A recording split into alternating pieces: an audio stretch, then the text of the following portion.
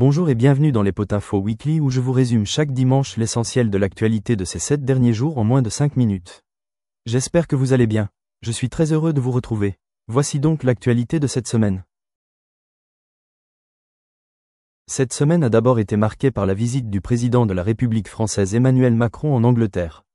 Celle-ci aura permis aux deux États de s'accorder sur plusieurs sujets, notamment la coordination de leur dissuasion nucléaire pour protéger l'Europe ou encore par l'engagement de la France à reprendre les personnes ayant réussi à traverser la Manche mais n'étant pas éligibles au droit d'asile au Royaume-Uni et pour Londres, l'accueil de celles qui peuvent y prétendre par le biais d'une procédure légale. Autre actualité internationale, il s'agit de la situation au Proche-Orient, à Gaza. Presque 2 ans après le début du conflit, le bilan humain est très lourd, 50 000 Gazaouis ont perdu la vie. Mais malgré cette tragédie, la guerre n'est pas prête de cesser. En effet, près de 800 personnes ont été tuées ces derniers jours en tentant de chercher de l'aide humanitaire.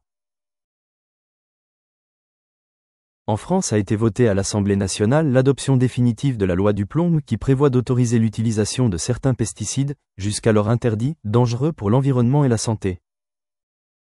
Toujours dans l'actualité, Elon Musk a créé en début de semaine un nouveau parti, le Parti de l'Amérique, un parti qui fait opposition à Donald Trump après de nombreuses tensions accentuées depuis le vote du budget états-unien.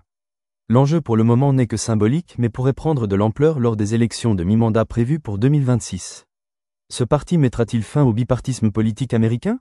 Cette rupture au sein des Républicains bénéficiera-t-elle aux démocrates? Retournons en France, où depuis peu Emmanuel Macron a la possibilité de redissoudre l'Assemblée nationale. En effet, il est possible pour le président de la République de dissoudre la Chambre parlementaire 1 an après les dernières élections législatives. Mais au fait, la dissolution est-elle une vraie stratégie politique ou un coup de poker?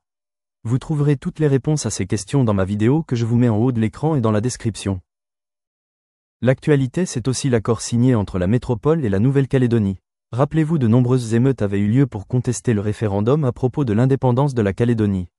Ainsi cet accord prévoit de faire de ce dernier un État qui sera associé à la France, mais qui aura sa propre indépendance en termes de sécurité et de négociations internationales. Toutefois cet accord suscite de nombreuses réactions, qu'elles soient en sa faveur ou d'opposition. Demain aura lieu la fête nationale française. C'est l'occasion de découvrir les vraies origines de cette cérémonie du 14 juillet, qui je vous propose dans une de mes vidéos que je vous joins également en haut de l'écran et dans la description. Dernière actualité de la semaine, ce sont les incendies qui se sont déclarés dans le sud de la France. Plusieurs centaines d'hectares ont été ravagés. Aujourd'hui, les pompiers ont réussi à canaliser les incendies. Je tiens d'ailleurs à remercier l'ensemble des pompiers, sapeurs-pompiers et sapeurs-pompiers volontaires et jeunes sapeurs-pompiers pour leur bravoure quotidienne.